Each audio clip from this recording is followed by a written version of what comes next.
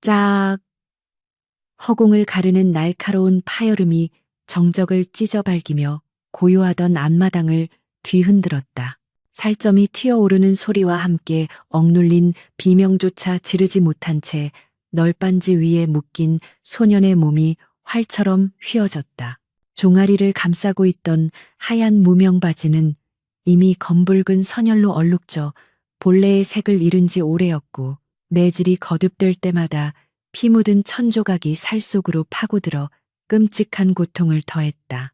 매를 쥔 조씨 부인의 손은 쉴 새 없이 허공을 갈랐고 그녀의 호흡은 마치 짐승의 거친 숨소리처럼 거칠게 몰아쉬어지고 있었는데 그 눈빛에는 서리빨 같은 도끼가 서려 있어 감히 누구도 말릴 엄두를 내지 못하고 있었다. 마당 한 구석의 도열한 하인들은 저마다 고개를 푹 숙인 채 벌벌 떨고 있었으며 개 중에는 차마 눈 뜨고 볼 수 없어 소매자락으로 눈물을 훔치는 늙은 여종의 흐느낌만이 간간히 들려올 뿐이었다. 네, 이놈.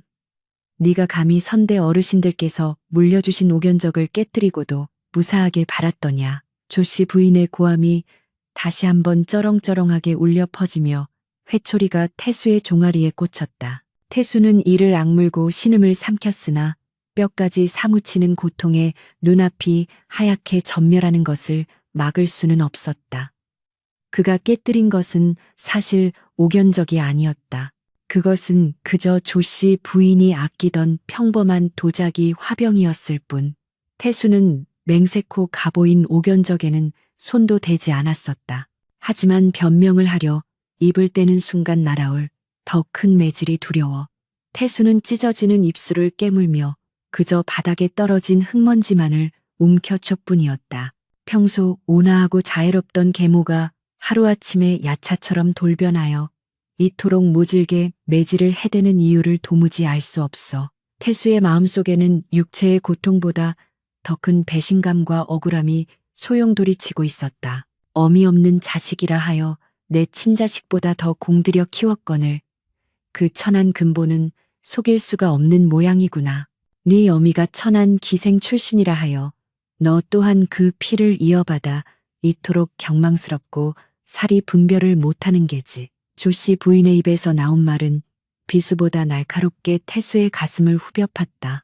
돌아가신 친어머니에 대한 모욕은 태수가 참을 수 있는 한계를 넘어서는 것이었다. 묶인 몸을 비틀며 고개를 들어 계모를 누려보는 태수의 눈빛에는 원망과 분노가 이글거리고 있었다. 그 눈빛을 본 조씨 부인은 잠시 멈칫하는 듯했으나 이내 입꼬리를 비틀며 더욱 표독스러운 표정을 지어 보였다. 그녀는 들고 있던 쌀이나무 회초리를 집어 던지고는 마당 한쪽에 놓여있던 굵은 몽둥이를 집어들었다. 그 모습에 늙은 집사 박씨가 기겁하여 달려나와 무릎을 꿇으며 애원했다. 마님, 고정하시옵소서. 이러다가는 도련님께서 정말 목숨을 잃으시옵니다. 대감마님께서 돌아오시면 어찌 감당하시려고 이러십니까? 박 집사의 만류에도 아랑곳하지 않고 조씨 부인은 발길질로 그를 걷어차 버렸다. 흙바닥에 나뒹군 박 집사는 쿨럭거리며 마른 기침을 토해냈지만 조씨 부인은 눈 하나 깜짝하지 않았다. 대감, 그래, 대감이 돌아오시면 내 이놈의 행실을 낱낱이 고하여 당장 족보에서 파버리라고 할 것이다. 썩 꺼지거라. 내 오늘 이놈의 버르장머리를 고쳐놓지 않으면 내가 김씨 가문의 안주인이 아니다. 그녀는 광기에 사로잡힌 사람처럼 몽둥이를 휘둘러 태수의 등과 허벅지를 무차별적으로 가격하기 시작했다. 둔탁한 타격음이 울릴 때마다 태수의 입에서는 기어이 처절한 비명이 터져 나왔고 의식은 점차 혼미해져 갔다. 하늘은 무심하게도 푸르렀고 담장 너머로 넘어가는 해는 붉은 노을을 뿌리며 마당을 더욱 기괴한 핏빛으로 물들이고 있었다. 이것이 꿈이라면 제발 깨어나기를 태수는 흐릿해지는 씨앗 속에서 간절히 빌고 또 빌었다. 얼마나 시간이 흘렀을까. 매질이 멈추고 거친 숨을 몰아쉬는 조씨 부인의 그림자가 태수의 몸 위로 길게 드리워졌다. 태수는 이미 기진맥진하여 손가락 하나 까딱할 힘조차 남아있지 않았다. 온몸이 불에 데인 듯 화끈거렸고 찢어진 살점 사이로 흘러내린 피가 흙바닥을 적셔 질척거렸다. 조씨 부인은 땀에 젖은 머리카락을 거칠게 쓸어 넘기며 싸늘한 목소리로 하인들에게 명령했다. 당장 이놈을 멍석에 말아 대문 밖으로 내치거라. 다시는 내 눈에 띄지 않게 멀리, 아주 멀리 갖다 버려라. 꼴도 보기 싫으니 썩 치우란 말이다. 그 명령은 사형 선고나 다름없었다. 몸도 가누지 못하는 상태로 쫓겨난다면 길바닥에서 객사할 것이 분명했기 때문이다. 하인들은 주저하며 서로의 눈치만 살폈으나 조씨 부인의 서슬퍼런 눈초리에 어쩔 수 없이 태수에게 다가갔다. 어머니, 어찌하여 저에게 이러십니까? 제가 무엇을 그리 잘못했습니까? 태수는 갈라진 목소리로 힘겹게 물었다. 마지막 힘을 짜내어 내뱉은 그 말에는 10여 년간 어머니라 부르며 따랐던 사람에 대한 마지막 기대가 담겨 있었다. 하지만 조씨 부인은 태수의 그 처참한 몰골을 내려다보면서도 눈썹 하나 까딱하지 않았다. 오히려 그녀는 더욱 싸늘하게 비웃으며 대꾸했다. 어머니, 누가 네 어미란 말이냐. 나는 너 같은 페류나를 낳은 적이 없다. 내 놈은 그저 우리 가문의 재산을 노리고 들어온 도둑놈일 뿐이다. 당장 내 집에서 나가라. 빈손으로 입고 있는 옷까지 하나도 아까우니 다 벗겨서 내쫓고 싶지만 내 마지막 자비로 그 누더기는 걸치게 해주마. 그녀의 말 한마디 한마디는 태수의 심장을 난도질했다. 그것은 육체의 고통을 넘어서는 영혼의 살해였다. 건장한 머슴 2명이 태수의 양팔을 잡아일으키자 태수는 다리에 힘이 풀려 그대로 고꾸라질 뻔했다. 머슴들은 태수를 짐짝처럼 질질 끌고 대문 쪽으로 향했다. 태수의 신발 한 짝이 벗겨져 마당에 덩그러니 남았지만 누구도 그것을 챙겨주지 않았다. 대문이 열리고 태수는 흙먼지가 날리는 길바닥으로 내동댕이 쳐졌다. 신음과 함께 바닥에 처박힌 태수는 손톱으로 땅을 긁으며 몸을 일으키려 애썼다. 닫히려는 대문 틈 사이로 조씨 부인의 모습이 보였다. 그녀는 태수와 눈이 마주치자 경멸에 찬 표정으로 침을 깬 뱉고는 하인에게 대문을 닫으라고 손짓했다. 쾅! 육중한 대문이 닫히는 소리는 마치 태수의 인생에서 따뜻했던 과거와의 단절을 알리는 조종과도 같았다. 대문 밖에 버려진 태수는 한동안 멍하니 닫힌 문만 바라보았다. 해는 이미 서산으로 넘어가고 있었고 땅거미가 내려앉은 거리는 을씨년스러웠다. 지나가던 마을 사람들이 피투성이가 된 채 쫓겨난 진사댁 도련님을 보고 수군거리기 시작했다. 아니, 저게 김진사댁 장남 아니야? 어쩌다 저 꼴이 되었을꼬? 새어머니가 들어오더니 결국 사단이 났구만. 취취, 불쌍해서 어쩌나. 사람들의 동정 섞인 호기심은 태수에게는 또 다른 고문이었다. 그는 비틀거리며 몸을 일으켰다. 수치심과 분노가 뒤섞여 전신을 떨게 했다. 찢어진 옷자락 사이로 찬바람이 스며들어 상처를 찔러댔지만 태수는 이를 악물고 발걸음을 옮겼다. 어디로 가야 할지, 당장 오늘 밤을 어디서 보내야 할지 막막했지만 적어도 이 집 앞에서는 단 한순간도 머물고 싶지 않았다. 걸음을 옮길 때마다 종아리에 상처가 터져 피가 배어 나왔다. 태수는 절뚝거리는 다리를 이끌고 마을 어귀를 향해 걸었다. 머릿속에는 오직 한 가지 생각만이 가득 찼다. 반드시 살아남겠다. 살아서 돌아와 이 치욕을 1000배, 10,000배로 갚아주리라. 아버지께서 돌아오시면 이 모든 사실을 고하고 저 악독한 여인을 내 손으로 처단하리라. 복수심은 꺼져가는 태수의 생명력을 다시금 불태우는 유일한 연료였다. 그는 뒤를 돌아보지 않았다. 등 뒤에 남겨진 기와집은 이제 더 이상 그의 안식처가 아닌 그가 파괴해야 할 적의 소굴로 변해버렸다. 멀리서 까마귀 한 마리가 불길하게 울며 김진사댁 지붕 위를 맴돌았다. 태수의 그림자는 길게 늘어져 어둠 속으로 스며들었고 소년의 맑았던 눈동자는 이제 도끼 서린 짐승의 그것처럼 형형하게 빛나고 있었다. 마을을 벗어나 인적이 드문 산길로 접어들었을 때야 태수는 참았던 울음을 터뜨렸다. 서러움이나 아픔 때문이 아니었다. 그것은 자신의 나약함에 대한 분노였고 믿었던 사람에 대한 배신의 통곡이었다. 아버지 김진사는 한양에 볼 일이 있어 떠난 지 달포가 넘었다. 아버지가 계셨다면 이런 일은 없었을 것이다. 아니, 어쩌면 아버지가 없는 틈을 타서 조씨 부인이 본색을 드러낸 것일지도 모른다. 태수는 주먹으로 땅을 치며 오열했다. 아버지, 어찌하여 저를 홀로 두고 가셨습니까? 어찌하여 저런 여인을 집에 들이셨습니까? 그의 울부짖음은 메아리가 되어 텅 빈 산자락을 맴돌다 흩어졌다.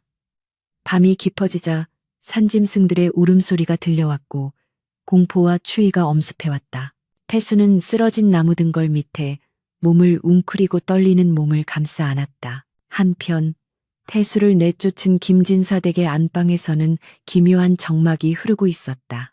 하인들을 모두 물리고 방 안에 홀로 남은 조씨 부인은 방금 전까지의 표독스러운 가면을 벗어던지고 바닥에 주저앉아 있었다. 그녀의 손은 심하게 떨리고 있었고 태수를 매질했던 몽둥이는 방구석에 처박혀 있었다. 촛불 하나만이 위태롭게 흔들리는 방 안에서 조씨 부인은 품속에서 꼬깃꼬깃해진 서찰 하나를 꺼내 들었다. 떨리는 손으로 서찰을 펼쳐든 그녀의 눈에서 하염없이 눈물이 쏟아져 내렸다.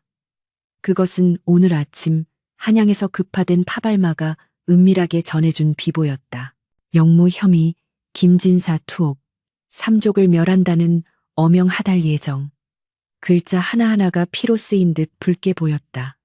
그녀는 입을 틀어막고 소리 없는 비명을 질렀다. 조씨 부인은 알고 있었다. 어명이 내려지고 광군이 닥치면 이 집에 있는 모든 생명은 죽음을 면치 못할 것이다. 특히 장자인 태수는 가장 먼저 차명을 당할 것이 분명했다. 그녀에게 남은 시간은 반나절도 채 되지 않았다. 어떻게든 태수를 살려야 했다. 가문의 핏줄을 보존하기 위해서는 태수가 이 집과 그리고 역적의 가문과 철저히 의절한 것처럼 보여야 했다. 그래서 그녀는 악역을 자처했다.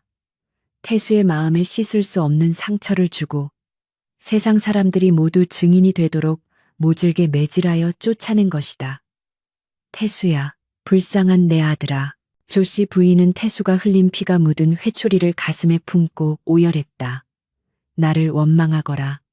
평생을 나를 죽이고 싶을 만큼 증오하며 살아가거라. 그 증오의 힘으로라도 제발 사람한다오. 밤바람이 문풍지를 세차게 흔들었다. 조씨 부인은 눈물을 닦고 결연한 표정으로 일어섰다. 아직 해야 할 일이 남아 있었다.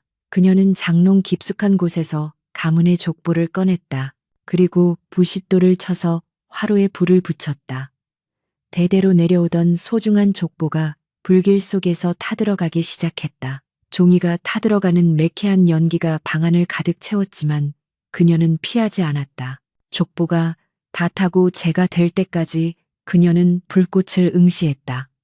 이제 태수는 족보 없는 천혜고아가 되어야 했다. 그래야만 산다. 그녀는 다시 붓을 들어 떨리는 손으로 무언가를 적어 내려가기 시작했다. 그것은 태수가 훗날 이 모든 진실을 알게 될 때를 대비한 피눈물로 쓰는 유서였다. 하지만 이 편지가 태수에게 전해질 수 있을지는 하늘만이 알 것이었다. 산속 나무 등걸 밑에서 쪽잠이 든 태수는 꿈을 꾸었다. 꿈속에서 어머니는 예전처럼 다정한 미소를 지으며 따뜻한 밥상을 차려주고 계셨다. 태수야, 많이 먹거라. 배가 고프지 않느냐. 그 다정한 목소리에 태수가 숟가락을 드는 순간 밥그릇에 담긴 하얀 쌀밥이 순식간에 붉은 피로 변해버렸다. 놀라서 고개를 들자 어머니의 얼굴은 흉측한 귀신처럼 변해 있었고 그녀의 손에는 피 묻은 몽둥이가 들려 있었다. 도망쳐라. 어서 도망쳐. 귀신의 비명소리에 태수는 소스라치게 놀라 잠에서 깨어났다. 식은 땀이 온몸을 적시고 있었고 상처는 욱신거렸다. 주위는 칠흑 같은 어둠뿐이었고 멀리서 늑대 울음소리가 들려왔다. 태수는 공포에 질려 주위를 두리번거렸다. 배고픔이 밀려왔다. 어제 점심 이후로 물 한 모금 마시지 못했다. 새벽이 밝아오자 태수는 다시 걷기 시작했다. 목적지는 없었지만 한양으로 가야 한다는 생각만은 분명했다. 아버지를 만나야 했다. 한양까지는 좋기 열흘은 걸리는 거리였다.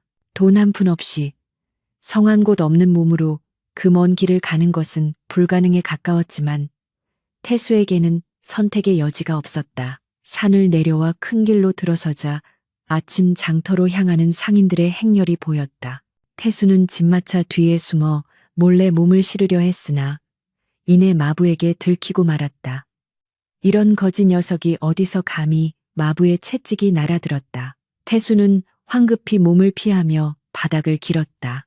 흙투성이가 된 얼굴로 비굴하게 웃음을 지어 보이는 자신의 모습이 처량했다. 불과 하루 전만 해도 비단 옷을 입고 글을 읽던 도련님이 이제는 짐승보다 못한 취급을 받는 신세가 된 것이다. 태수는 장터 입구에 쭈그리고 앉아 사람들이 먹다 버린 음식 찌꺼기를 바라보았다.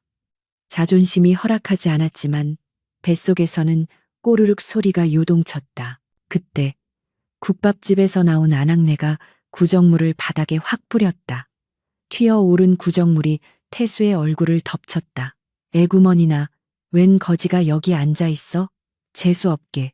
아낙네는 소금을 뿌리며 태수를 쫓아냈다. 태수는 묵묵히 얼굴에 묻은 오물을 닦아냈다. 눈물조차 나오지 않았다.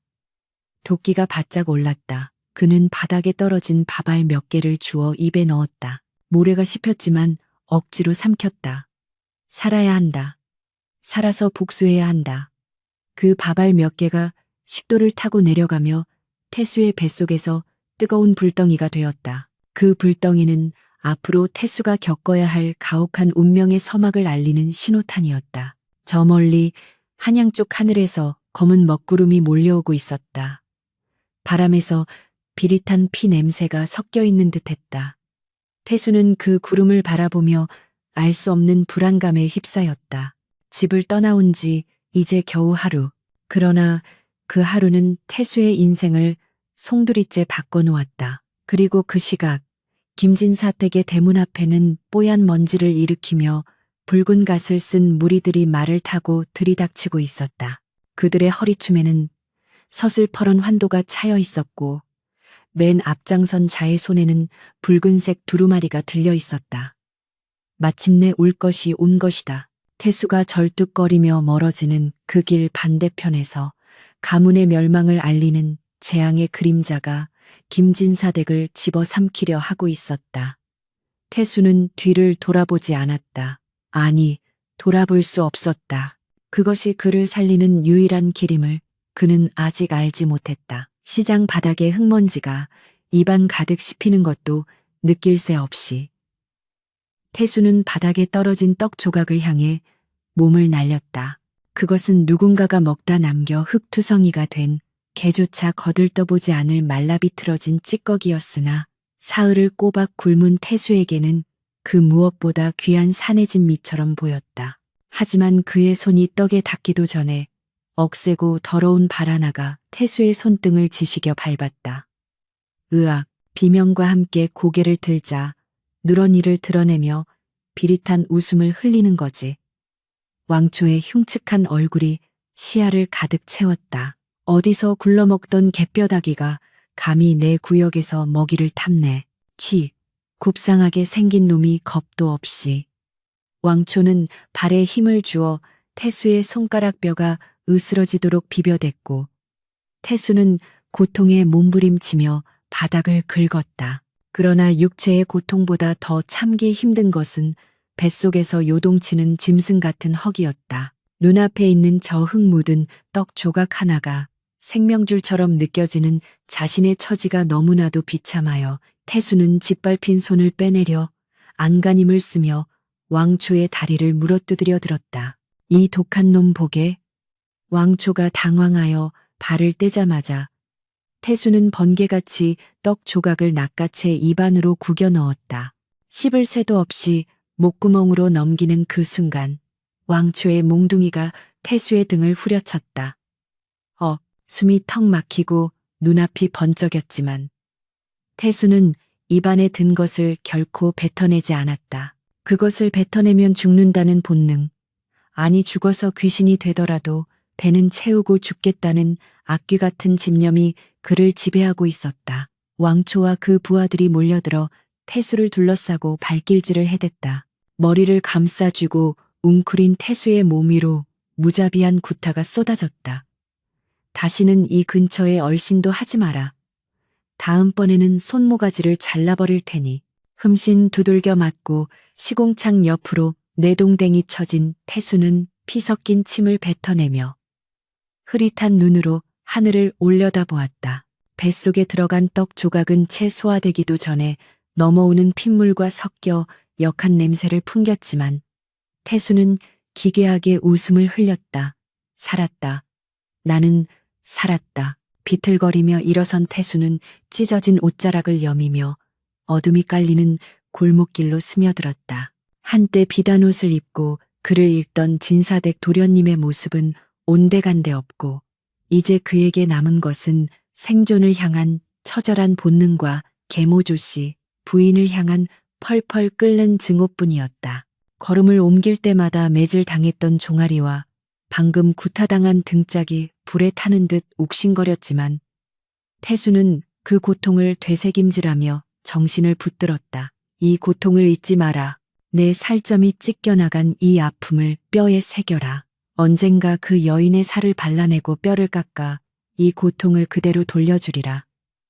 복수심은 차가운 밤 공기 속에서도 태수의 심장을 뜨겁게 달구는 유일한 불씨였다.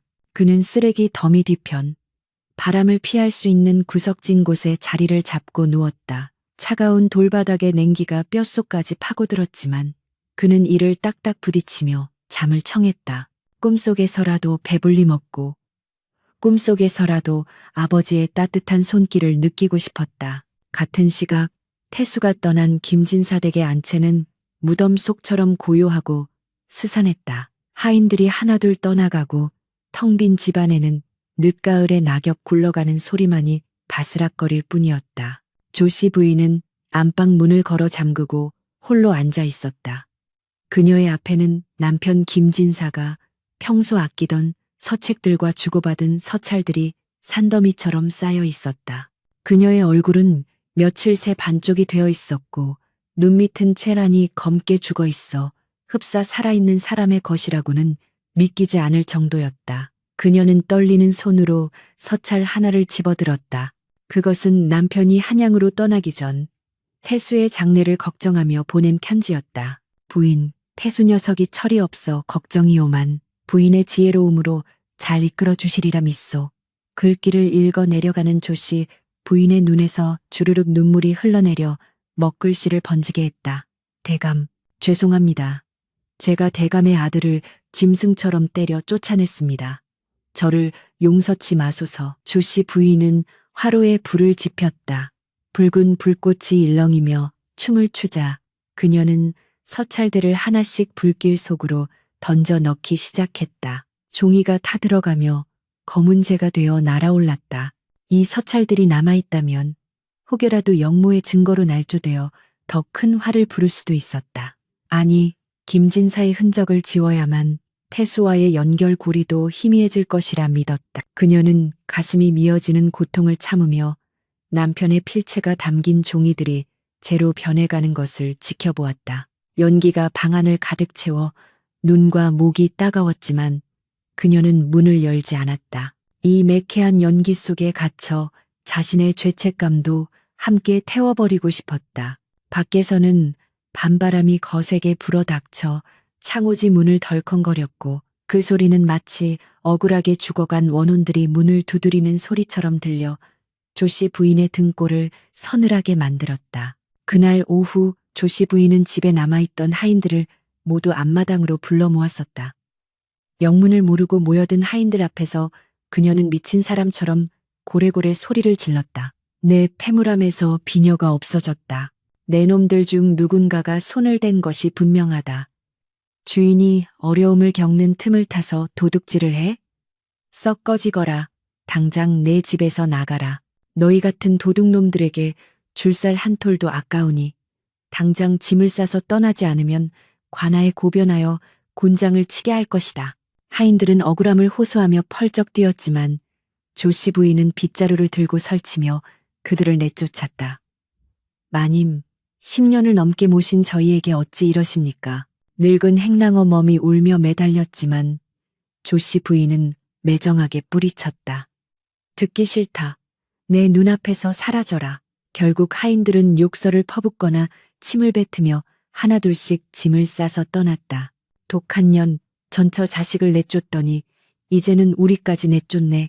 천벌을 받을 거야. 대문 밖으로 사라지는 하인들의 저주 섞인 목소리를 들으며 조씨 부인은 대문 뒤에 숨어 입을 틀어막고 오열했다. 모두를 떠나보낸 것은 그들을 살리기 위함이었다. 역적의 집안에서 일하던 하인들조차 무사하지 못할 것이 뻔했기에 그녀는 악녀가 되어 그들과의 인연을 끊어낸 것이다. 이제 이 넓은 기와집에 남은 것은 조씨 부인 혼자였다. 그녀는 텅 빈 부엌으로 들어가 찬물을 한 사발 들이켰다. 속이 타들어가는 듯한 갈증은 물로도 채워지지 않았다. 그녀는 다시 안방으로 돌아와 장롱 깊숙한 곳에 숨겨두었던 작은 괴짝을 꺼냈다. 그 안에는 태수의 친어머니가 남긴 유품인 옷가락지와 자신이 태수를 위해 모아둔 금부치들이 들어있었다. 그리고 가장 밑바닥에는 태수의 생년월일이 적힌 사주단자가 고이 접혀 있었다. 이것만은 살려야 한다. 조씨 부인은 괴짝을 보자기에 싸서 품에 안고 뒷마당으로 나갔다. 칠흑 같은 어둠 속에서 그녀는 오래된 매화나무 아래를 맨손으로 파기 시작했다. 손톱이 깨지고 손가락 끝에서 피가 배어 나왔지만 조씨 부인은 멈추지 않았다. 차가운 흙의 감촉이 오히려 뜨거운 그녀의 손을 식혀주는 듯했다. 한참을 파내려 간구덩이에 괴짝을 묻고 흙을 덮은 뒤 평평하게 다졌다. 그리고 주위를 둘러보며 흔적이 남지 않았는지 꼼꼼히 살폈다. 태수야, 먼 훗날 네가 살아 돌아온다면 이 어미가 남긴 마지막 마음을 찾아다오. 그때는 이 어미의 진심을 알아주겠지. 그녀는 매화나무 둥치를 어루만지며 속삭였다. 바람에 흔들리는 나뭇가지들이 마치 태수의 울음소리처럼 들려와 가슴을 후벼 팠다. 그녀는 다시 방으로 돌아와 하얀 소복으로 갈아입었다. 머리를 단정히 빗고 은장도를 꺼내어 옷구름 속에 감추었다. 이제 준비는 끝났다. 내일이면 관군이 들이닥칠 것이다.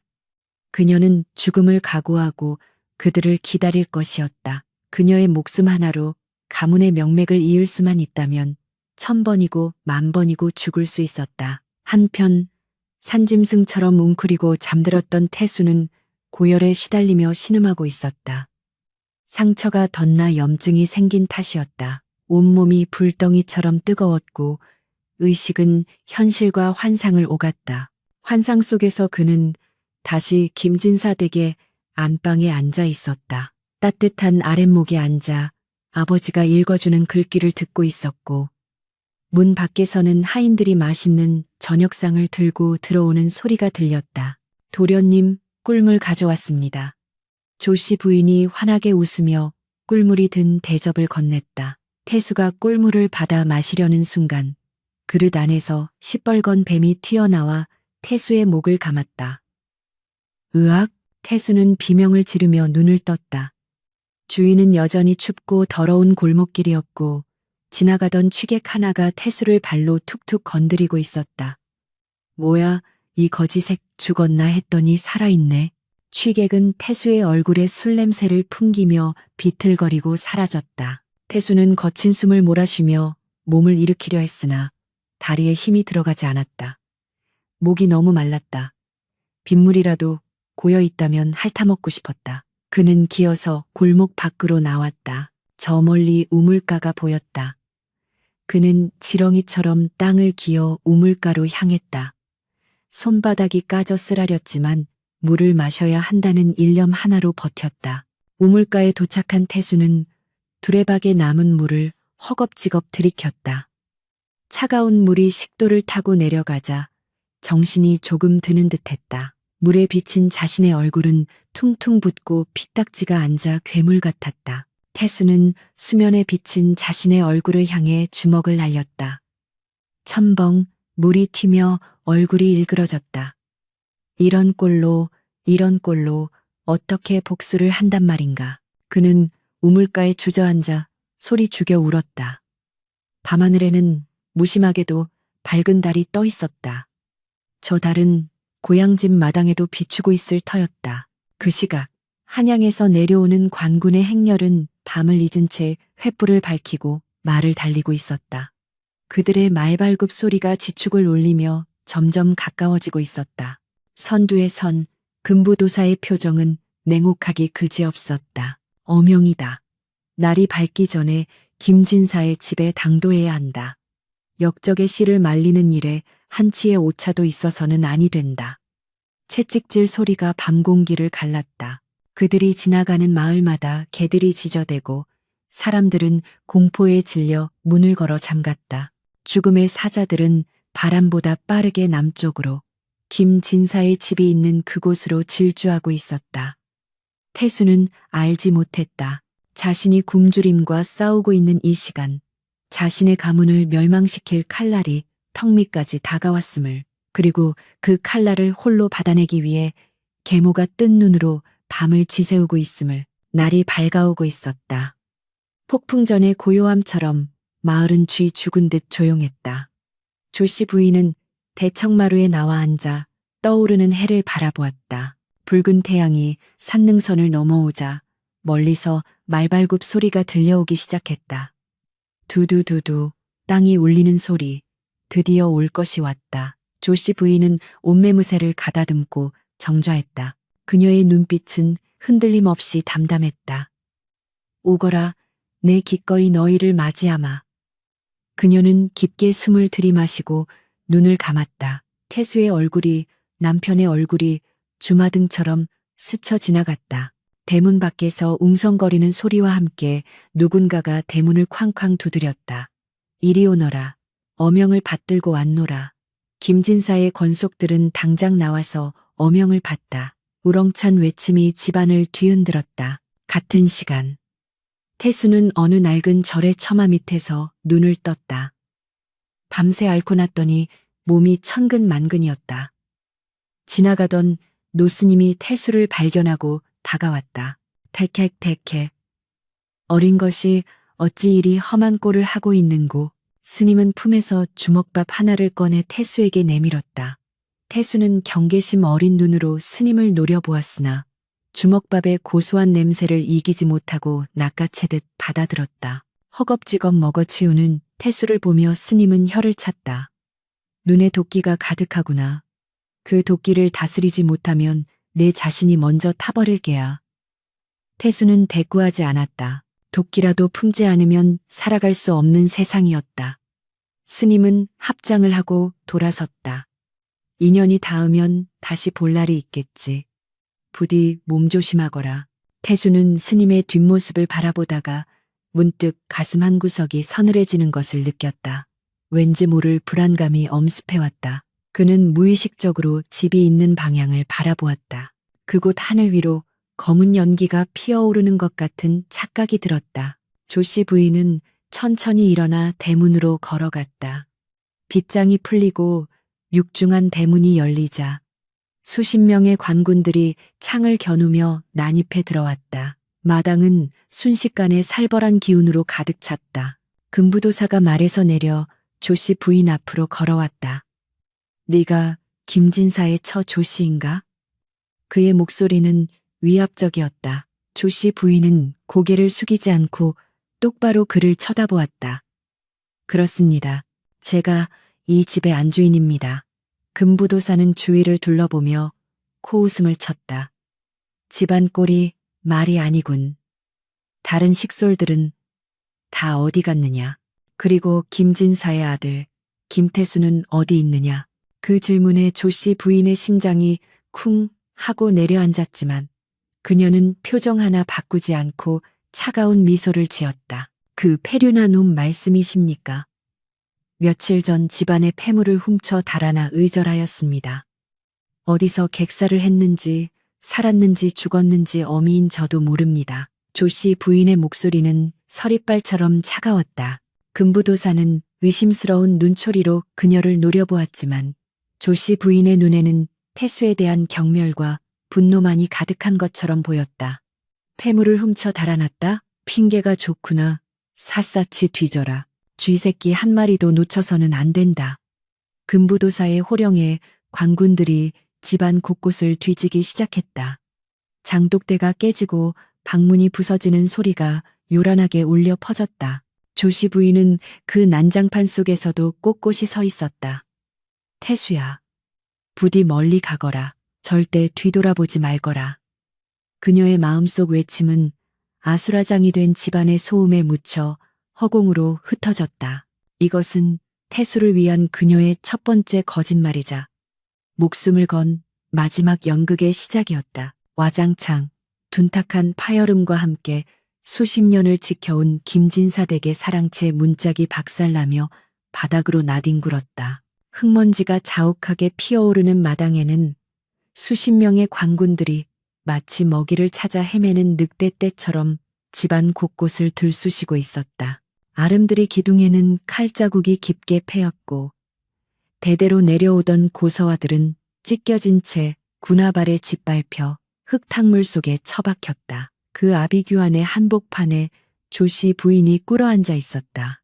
그녀의 하얀 소복은 이미 포졸들이 강제로 끌어내리는 과정에서 흙투성이가 되어 있었고 단정했던 족진 머리는 산발이 되어 얼굴을 가리고 있었다. 그러나 그녀의 눈빛만은 형형하게 빛나고 있어 감히 그녀를 포박하려는 포졸들조차 그 서슬퍼런 기세에 눌려 섣불리 다가서지 못하고 있었다. 금부도사는 말채찍으로 자신의 손바닥을 탁탁 치며 조씨 부인의 코앞까지 다가왔다. 독한 여인이로고 내 남편이 역모를 꾸며 나라를 뒤집으려 했는데 내년은 눈 하나 깜짝하지 않는구나. 조씨 부인은 피가 맺힌 입술을 깨물며 고개를 치켜들었다. 역모라니요. 내 남편은 그저 글만 읽는 선비였을 뿐 칼자루 잡는 법도 모르는 분이었습니다. 이는 분명 간신배들의 모함일 것입니다. 그녀의 항변에 금부도사는 조소하며 허리춤에서 두루마리를 꺼내 펼쳐 보였다. 모함. 여기 내 남편이 역적들과 주고받은 서찰이 증거로 나와 있거늘 감히 주둥이를 놀리느냐. 이미 김진사는 옥사에서 국문을 받다 죄를 자복하였다. 거짓말이었다. 김진사는 끝까지 결백을 주장하다. 모진 고문 끝에 숨을 거두었으나 그들은 역모를 기정사실로 만들기 위해 죽은 자의 입을 빌려 거짓을 고하고 있는 것이었다. 조씨 부인의 가슴이 무너져 내리는 듯 했으나 그녀는 겉으로 내색할 수 없었다. 지금 무너지면 태수를 살릴 수 없다는 생각 하나가 그녀의 정신을 겨우 붙들고 있었다. 그렇다면 내 자식은 어찌 되었느냐. 그놈을 잡아와야 내년의 죄도 가벼워질 것이야. 금부도사가 다시 한번 태수의 행방을 캐물었다. 조씨 부인은 짐짓 경멸스러운 표정을 지으며 바닥에 침을 뱉었다. 그 천하의 불효자놈 이야기를 왜 저에게 묻습니까? 며칠 전 가문의 돈을 훔쳐 야반도 주한 놈입니다. 제 배 아파 낳은 자식도 아니요. 천한 기생의 피를 받아 태어난 그놈이 살든 죽든 제가 알 바 아닙니다. 차라리 관군들이 그놈을 잡아 목을 베어준다면 내 속이 시원하겠습니다. 그녀의 목소리는 도끼로 가득 차 있었고 그 연기에는 한치의 흔들림도 없었다. 금부도사는 그녀의 태도에 잠시 멈칫하더니 이내 혀를 차며 돌아섰다. 제 자식을 저리 모질게 말하다니. 과연 소문대로 독부독한 계집로구나. 여봐라. 인연을 당장 오라로 묶어라. 그리고 집안에 살아있는 것은 개새끼 한 마리도 남기지 말고 모조리 베어버려라. 명령이 떨어지자마자 참혹한 도륙이 시작되었다. 미처 도망가지 못하고 숨어있던 몇몇 늙은 하인들이 끌려나와 처참하게 비명을 지르며 쓰러졌다. 붉은 피가 마당의 흙을 검게 물들이기 시작했고 비릿한 혈향이 진동했다. 조씨 부인은 포승줄에 묶인 채 그 광경을 똑바로 지켜보았다. 눈을 감고 싶었지만 감지 않았다. 이것이 그녀가 감당해야 할 업보였다. 태수를 살리기 위해 다른 이들의 죽음을 방관하고 가문을 멸문지화로 이끈 죄. 그녀는 속으로 피눈물을 흘리며 빌었다. 부디 이 모든 피의 대가는 저 혼자 치르게 해주소서. 태수만은 살려주소서. 관군들은 집에 불을 질렀다. 시뻘건 불길이 맹렬하게 솟아오르며 기와 지붕을 집어삼켰다. 한때 웃음소리가 넘쳐나던 안채와 사랑채가 거대한 불덩어리가 되어 무너져 내렸다. 조씨 부인은 불타는 집을 등지고 형틀에 묶여 끌려갔다.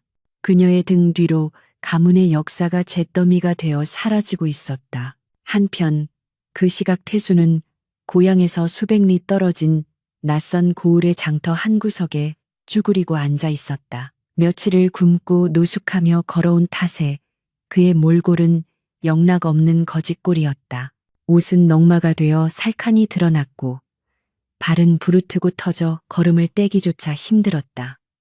그러나 그의 눈빛만은 굶주린 늑대처럼 번들거렸다. 그는 장터 국밥집 평상에 앉아 왁자지껄하게 술을 마시는 상단 일행을 노려보고 있었다. 손님이 남기고 간 국물이라도 얻어먹을 수 있을까 하여 기회를 엿보는 중이었다. 배고픔이 자존심을 갉아먹은 지 오래였지만 마음속 깊은 곳에 자리 잡은 복수심만은 여전했다. 한양으로 가야 한다. 가서 아버지를 뵙고 그 악독한 계모의 만행을 고해야 한다. 태수는 품속에 숨겨둔 깨진 사기 그릇 조각을 만지작거렸다. 호신용 무기였다. 그때 술판을 벌이던 보부상 중 하나가 목소리를 낮추며 주위 사람들에게 말을 건넸다. 어이, 자네들 그 소식 들었나? 아래 지방 김진사 댁 말일세. 김진사라는 말에 태수의 귀가 번쩍 뜨였다. 심장이 쿵쾅거리기 시작했다. 그는 숨을 죽이고 그들의 대화에 귀를 기울였다. 김진사? 그 학식 높기로 소문난 양반 말인가? 무슨 일이라도 생겼는가? 다른 상인이 되물었다.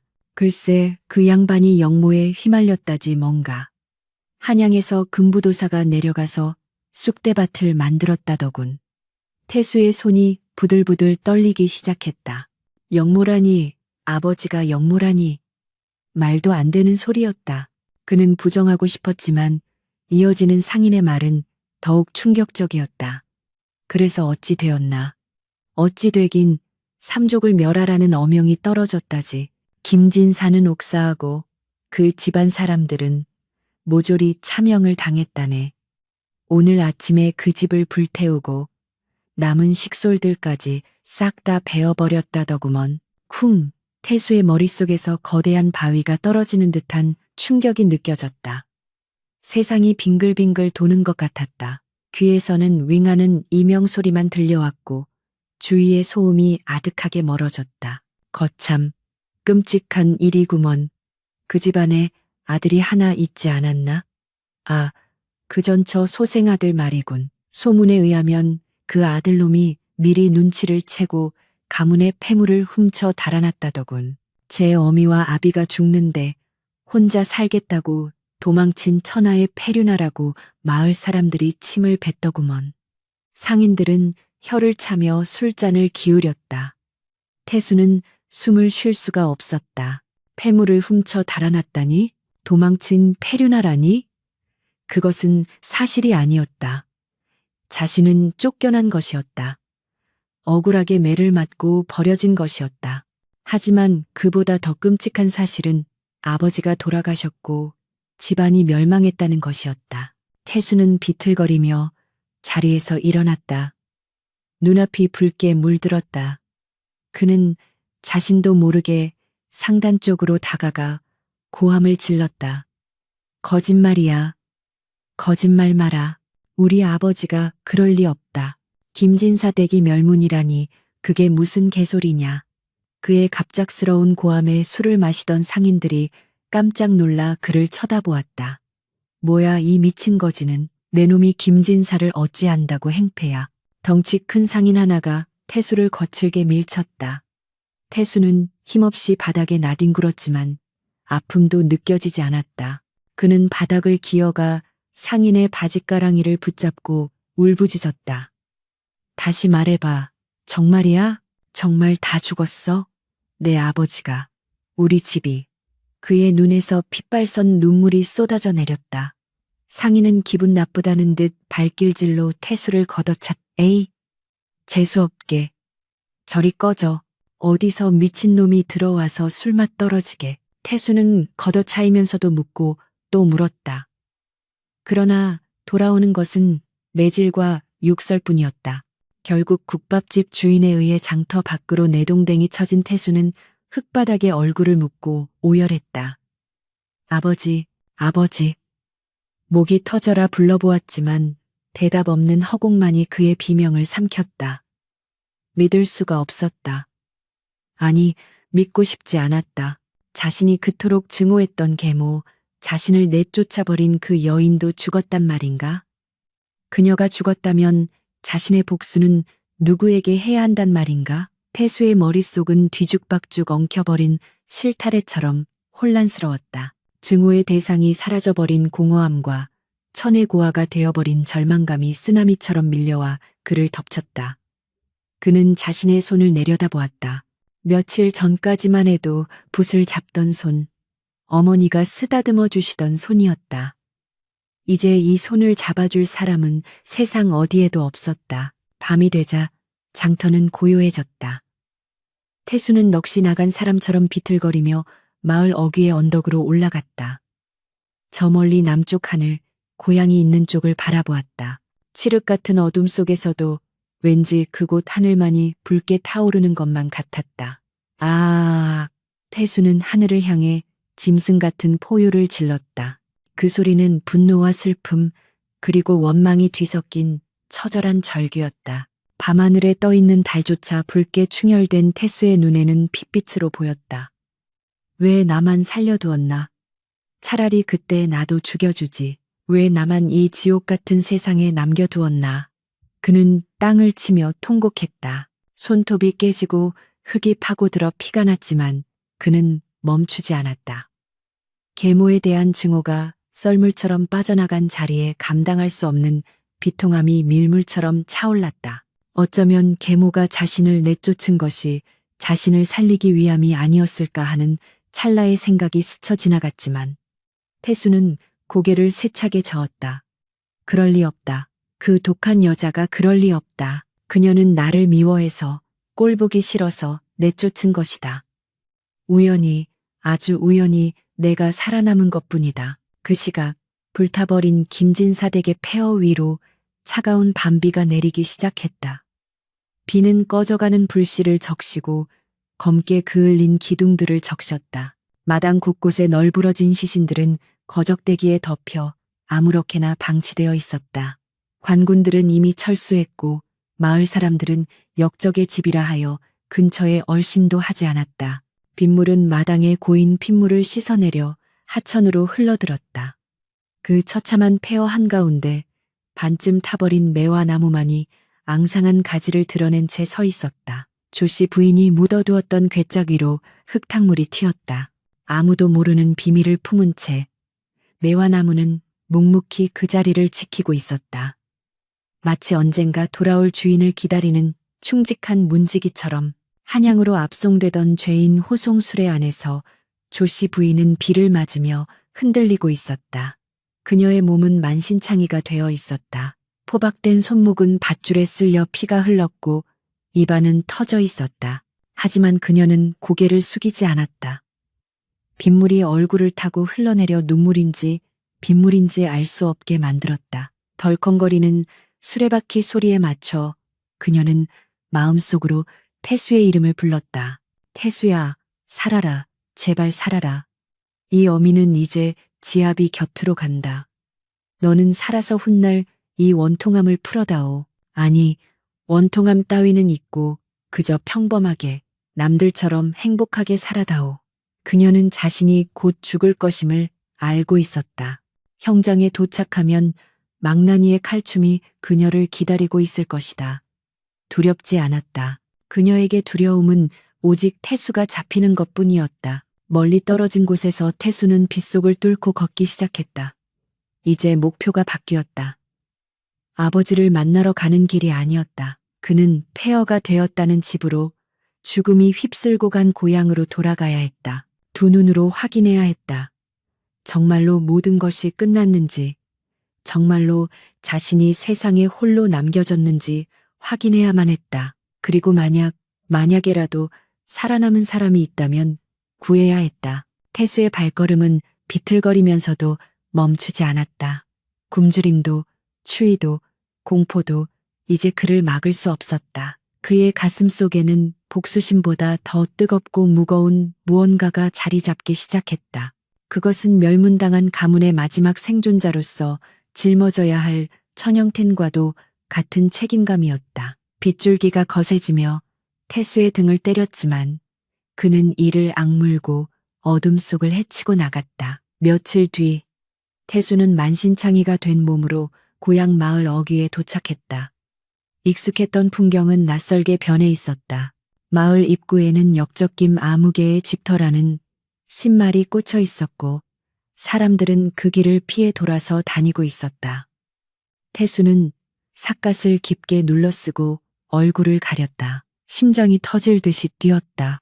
그는 죄인처럼 숨을 죽이고 한때 자신이 뛰어놀던 집, 아니 이제는 검게 그을린 흉물이 되어버린 그곳을 향해 발걸음을 옮겼다. 멀리서 보이는 집은 처참했다. 지붕은 내려앉았고 담벼락은 무너져 내렸다.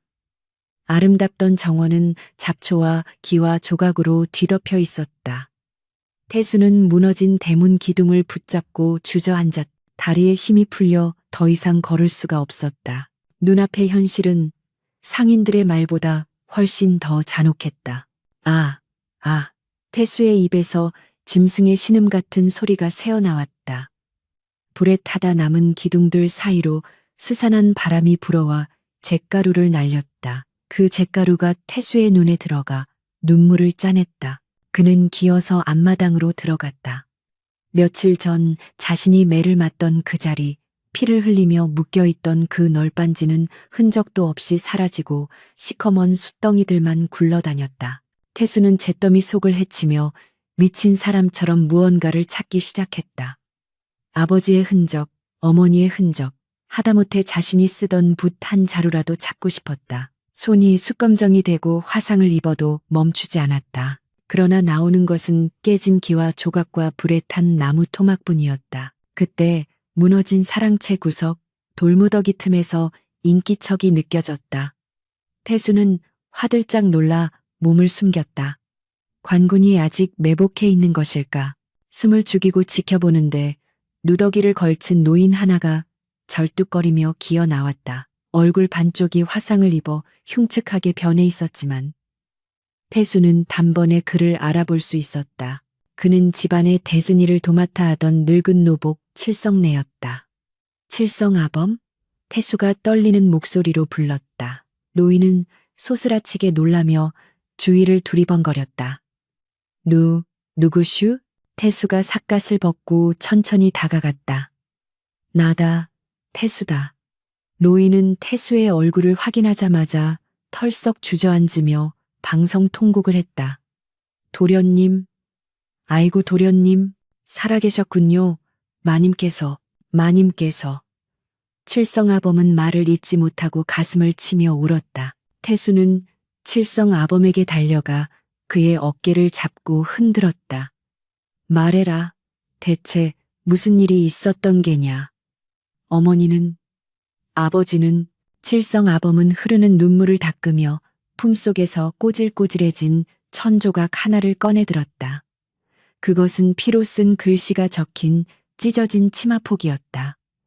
마님께서 관군들이 들이닥치기 직전에 저에게 이것을 주시며 말씀하셨습니다. 혹여라도 도련님이 살아 돌아오시거든 반드시 이것을 전해달라고, 목숨 걸고 지키라고 하셨습니다. 태수는 떨리는 손으로 그 천조각을 받아들었다. 검붉게 변한 혈서. 거기에는 익숙한 그러나 떨리는 필체로 이렇게 적혀 있었다. 태수의 눈이 커졌다. 용서치 말라니? 이게 무슨 말인가? 그는 칠성아범을 쳐다보았다. 칠성아범은 쉰 목소리로 그날의 진실을 토해내기 시작했다. 마님께서는 도련님을 살리기 위해 일부러 그러신 것입니다. 역적의 자식이 되어 죽느니 폐륜아가 되어 쫓겨나는 것이 사는 길이라며 밤마다 도련님의 상처를 걱정하며 피눈물을 흘리셨습니다. 도련님을 내쫓고 나서도 대문 뒤에서 한참을 우셨습니다. 칠성아범의 말은 태수의 심장에 비수가 되어 꽂혔다.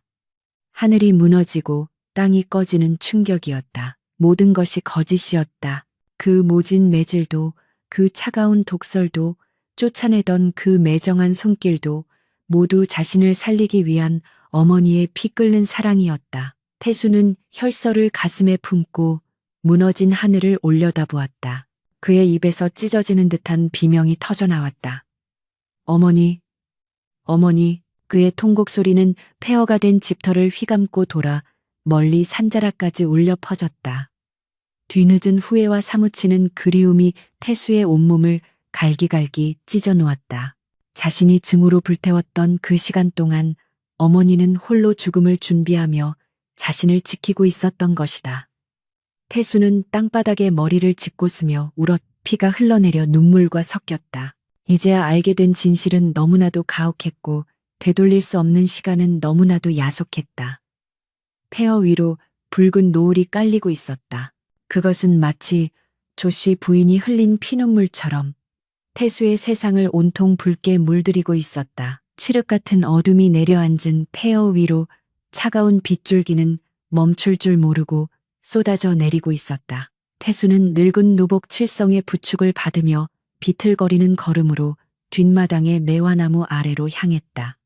불에 타 검게 그을린 매화나무는 마치 팔다리가 잘려나간 시신처럼 흉물스럽게 서 있었지만 그 뿌리는 여전히 땅속 깊이 박혀 가문의 비극을 묵묵히 지켜내고 있었다. 칠성이 가리킨 곳을 태수는 맨손으로 파헤치기 시작했다. 진흙이 손톱 밑으로 파고들고 날카로운 돌조각이 손바닥을 찢었지만 태수는 고통을 느낄 새가 없었다. 어머니가, 아니 그토록 증오했던 그분이 목숨을 걸고 지키려 했던 것이 무엇인지 확인해야만 했다. 도련님, 천천히 하십시오. 제가 거들겠습니다. 칠성이 울먹이며 옆에서 흙을 퍼냈지만 태수의 손놀림은 광기에 가까울 정도로 빨랐다. 한참을 파내려 갔을까. 둔탁한 소리와 함께 손끝에 딱딱한 나무의 감촉이 느껴졌다. 태수는 거친 숨을 몰아쉬며 흙투성이가 된 괴짝을 들어 올렸다. 썩지 않도록 캐치를 한 괴짝은 묵직했다. 떨리는 손으로 자물쇠를 부수고 뚜껑을 열자 그 안에는 붉은 비단 보자기에 쌓인 물건들이 들어있었다. 옷가락지와 금부치들, 그리고 가장 밑바닥에 기름 먹인 종이로 겹겹이 쌓인 두툼한 서책 한 권과 서찰 묶음이 나왔다. 태수는 빗물을 막기 위해 옷자락으로 서책을 감싸고 칠성이 밝힌 희미한 등불 아래서 내용을 확인했다. 첫 장을 넘기는 순간 태수의 눈동자가 격렬하게 흔들렸다. 그것은 단순히 가문의 재산 목록이 아니었다. 그것은 아버지가 생전에 목숨을 걸고 조사해왔던 조정의 실세이자 이번 영모 사건을 조작한 주동자인 우의정 박대감의 비리 장부였다. 이것이었구나. 아버지가 돌아가셔야 했던 이유가, 어머니가 나를 내쫓아서라도 살려야만 했던 이유가 이것이었어. 태수는 치밀어 오르는 분노에 입술을 깨물어 피를 흘렸다. 아버지는 영모를 꾸민 것이 아니라 나라를 좀먹는 간신배들의 비리를 밝혀내려다 도리어 역적으로 몰려 희생당한 것이었다. 조씨 부인은 남편의 뜻을 알고 있었기에 이 결정적인 증거를 태수에게 남기기 위해 그토록 모진 연극을 벌였던 것이다. 태수는 장부를 가슴에 품고 하늘을 향해 포효했다. 박원종, 내 이놈을 반드시 내 손으로 찢어 죽이리라. 내 부모의 핏값을 1000배, 10,000배로 받아내리라. 빗소리에 묻힌 그의 절규는 복수의 서막을 알리는 처절한 맹세였다. 그날 밤 태수는 칠성과 함께 고향을 등졌다. 가슴속에 품은 비장한 각오와 달리 그들의 앞날은 가시밭길이었다. 역적의 자식이라는 신분이 밝혀지면 그 즉시 차명이었다. 태수는 이름을 한신으로 바꾸고 칠성을 아버지처럼 모시며 깊은 산속 암자로 숨어들었다. 세상을 등진 채 그는 낮에는 밭을 갈고 나무를 하며 생계를 이었고 밤에는 칠성이 구해온 낡은 서책들을 읽으며 학문을 닦았다. 졸음이 쏟아지면 송곳으로 허벅지를 찔렀고 복수심이 희미해질 때면 어머니의 혈서와 아버지의 장부를 꺼내보며 마음을 다잡았다. 칠성은 그런 태수를 위해 산나무를 캐고 약초를 팔아 붓과 종이를 마련해 주었다. 도련님, 꼭 살아남으셔서 가문의 원한을 풀어주십시오. 이 늙은이의 소원은 그것뿐입니다. 칠성의 헌신적인 뒷바라지가 없었다면 태수는 그 모진 세월을 견뎌내지 못했을 것이다. 계절이 수없이 바뀌고 강산이 변했다. 10년이라는 세월은 소년 태수를 강인한 청년으로 성장시켰다. 그의 눈빛은 깊고 날카로워졌으며 어깨는 단단해졌다. 그러던 어느 해 병석에 누운 칠성이 태수의 손을 잡고 마지막 유언을 남겼다. 도련님, 이제 때가 된 것 같습니다. 부디 대과에 급제하시어 당당하게 저들을. 칠성은 끝내 말을 맺지 못하고 눈을 감았다. 태수는 칠성의 시신을 양지 바른 곳에 묻어주며 피눈물을 삼켰다. 이제 세상에 정말 홀로 남겨졌다. 그러나 그는 더 이상 울지 않았다. 슬픔은 사치였다. 그에게는 완수해야 할 사명이 남아 있었다. 때마침 조정에서는 새로운 왕이 즉위하여 인재를 널리 등용한다는 과거령이 내려졌다. 태수는 짐을 꾸려 한양으로 향했다. 10년 전 거짓골로 도망쳐 나왔던 그 길을 이제는 복수의 칼날을 품은 선비가 되어 되돌아가고 있었다. 한양의 과거장은 전국에서 몰려든 유생들로 인산인해를 이루었다.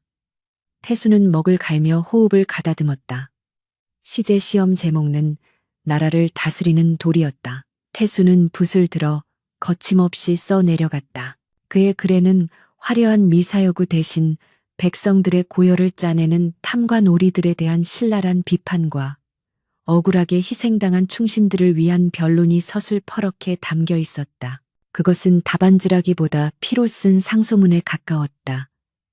그의 글을 읽은 시험관들은 충격에 빠졌으나 그 문장의 논리정연함과 기백에 압도되어 감히 점수를 깎지 못했다. 며칠 뒤 발표된 방방 합격자 명단의 맨 꼭대기에는 한신이라는 이름이 뚜렷하게 적혀 있었다. 장원급제였다. 왕은 친히 장원급제자를 알현하는 자리에서 태수의 글을 칭송하며 물었다. 과인이 보기에 너의 글에는 깊은 한과 분노가 서려 있는 듯하다. 무엇이 너를 이토록 치열하게 만들었느냐? 태수는 바닥에 머리를 조아리며 대답했다. 전하, 소신은 어릴 적 간신배들의 모함으로 부모를 잃고 천의 고아가 되었습니다.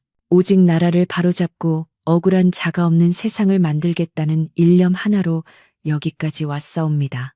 왕은 그의 기계를 높이사 그 자리에서 그를 사헌부 지평에 제수하고 암행어사의 밀명을 내려 지방의 탐관오리들을 감찰하게 했다. 태수는 마패를 품에 안고 속으로 쾌재를 불렀다. 드디어 칼자루를 쥐게 된 것이다. 태수의 첫 번째이자 마지막 목표는 우의정 박원종이었다. 박원종은 지난 10년간 더욱 승승장구하여 조정의 권력을 한 손에 쥐고 흔드는 최고 실세가 되어 있었다. 그의 집 앞에는 뇌물을 바치려는 줄이 끊이지 않았고 그의 말 한마디면 나는 새도 떨어뜨린다는 소문이 돌았다. 태수는 신분을 숨기고 박원종의 비리를 샅샅이 캐기 시작했다. 아버지가 남긴 장부를 바탕으로 그동안 박원종이 저지른 횡령, 매관매직, 그리고 수많은 정적들을 숙청한 증거들을 하나하나 수집했다. 증인들은 보복이 두려워 입을 열지 않으려 했으나 태수의 끈질긴 설득과 정의에 대한 호소에 결국 하나둘씩 진실을 토해냈. 결전의 날은 박원종의 고이연 칠순 잔치였다. 한양에서 내로라 하는 고관대작들이 모두 그의 저택에 모여들었다. 산의 진미가 상다리가 부러지도록 차려졌고 기생들의 춤과 노래가 끊이지 않았다. 박원종은 호피가 깔린 의자에 앉아 거만하게 술잔을 기울이며 자신의 위세를 과시하고 있었다. 허허, 이 늙은이의 생일을 축하해주러 이리들 많이 와주시니 고맙네 그려. 앞으로도 우리 당파가 조정의 기둥이 되어야 하지 않겠는가. 아참꾼들이 머리를 조아리며 만수무강을 빌었다. 그 역겨운 웃음소리가 담장을 넘어 거리에까지 울려 퍼질 때 굳게 닫힌 대문이 쾅 하고 열렸다. 암행어사 출두야. 우렁찬 함성과 함께 수십 명의 역졸들이 들이닥쳤다. 잔치판은 순식간에 아수라장이 되었다. 술상이 뒤엎어지고 춤추던 기생들은 비명을 지르며 달아났다. 고관들은 혼비백산하여 숨을 곳을 찾기에 바빴다. 그 혼란의 한가운데로 낡은 갓을 쓰고 헤어진 도포를 입은 태수가 천천히 걸어 들어왔다. 그의 손에는 번쩍이는 마패가 들려 있었고 등 뒤에는 구광이 하사한 상방검 임금의 칼을 맨 무관이 따르고 있었다. 박원종은 술잔을 떨어뜨리며 벌떡 일어났다. 네, 내 놈은 누구냐? 감히 네 집이라고 행패를 부리는 개냐? 태수는 차가운 미소를 지으며 박원종 앞으로 다가갔다. 우의정 박원종, 내 죄를 네가 알렸다. 태수의 호령은 천둥 소리처럼 좌중을 압도했다. 박원종은 콧방귀를 끼며 소리쳤다. 어디서 굴러먹던 풋내기 어사가 감히 일국의 재상에게 호통을 치느냐. 여봐라, 당장 저놈을 끌어내라. 그러나 아무도 움직이지 않았다. 역졸들이 이미 집안을 완전히 포위하고 있었기 때문이다. 태수는 품속에서 아버지가 남긴 장부와 자신이 수집한 증거물들을 꺼내 박원종의 면전에 던졌다. 이것이 무엇인지 기억하느냐? 10년 전 내 놈이 역모로 몰아 죽인 김진사가 목숨을 걸고 작성한 너의 비리 장부다. 김진사라는 이름이 나오자 박원종의 얼굴이 사색이 되었다. 김진사? 태수는 천천히 갓을 벗고 박원종을 똑바로 응시했다. 그렇다. 내가 바로 내 놈이 멸문시킨 김진사 댁의 장자, 김태수다.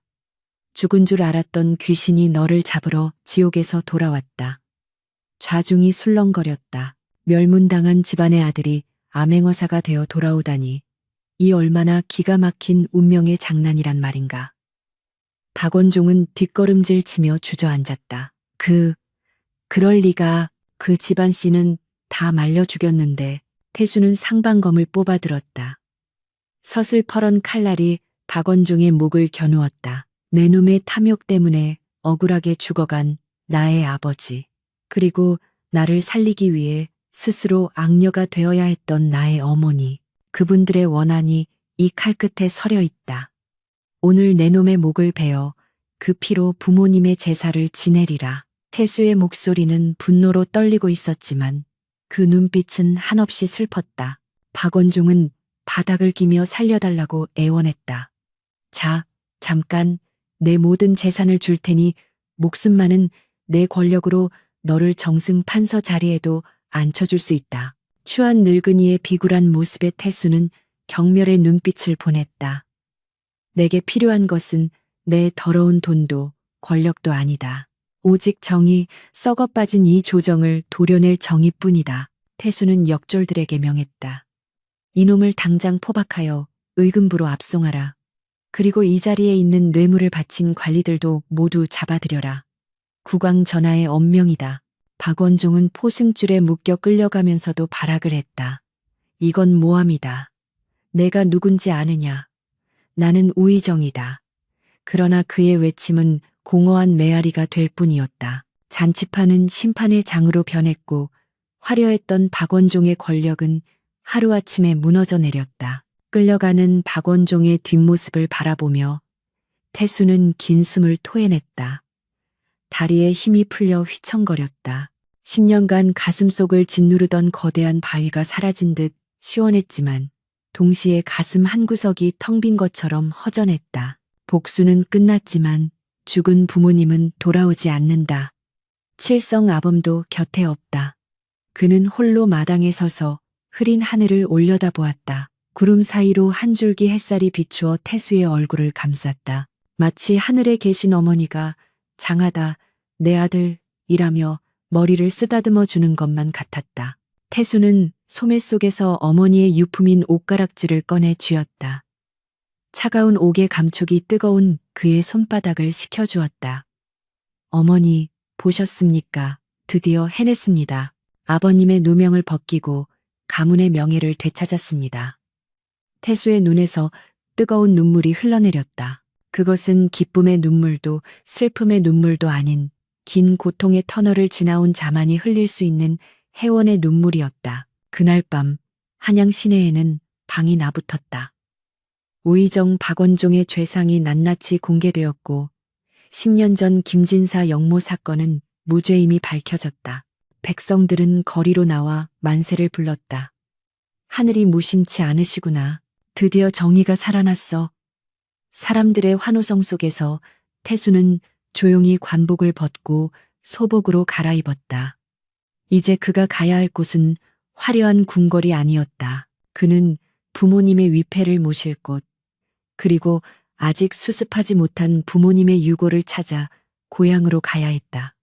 진정한 마무리를 위해서였다. 봄바람이 살랑이며 폐허가 된 김진사댁의 검게 그을린 담장을 넘나들었다. 10년이라는 세월은 참으로 무심하여 그토록 참혹했던 비극의 현장에도 어김없이 새 생명을 튀어내고 있었다. 불에 타무너진 기와 조각 사이로 이름 모를 들꽃들이 피어났고 주인을 잃고 방치되었던 뒤뜰의 대나무 숲은 더욱 울창해져 바람이 불 때마다 서글픈 파도 소리를 내었다. 그리고 그 폐허의 한가운데 반쯤 타들어갔으나 기적적으로 살아남은 매화나무 한 그루가 고목 구무등걸에서 새하얀 꽃망울을 터뜨리고 있었다.